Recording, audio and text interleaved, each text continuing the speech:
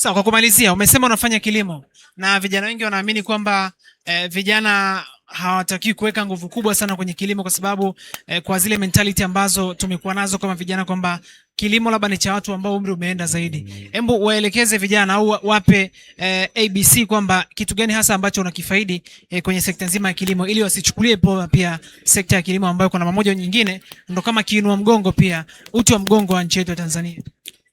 Anachotaka kuwashauri vijana wasiogope kilimo eti kwa sababu inasemekana ni ya wazee. Hapana.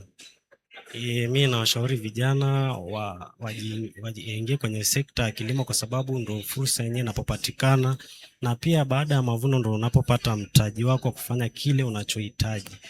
Kwa hiyo kilimo si rahisi kama unavyofikiria na si nyepesi kama unavyodhania. Kwa hiyo cha msingi ni kutokatia tamaa sekta ya kilimo. Ingia, fanya kwa bidii, usikate tamaa pale kilimo itakapokuangusha awamu ya kwanza, sababu ndo ni kama inakutaka kukujenga kwa msimu ujao ili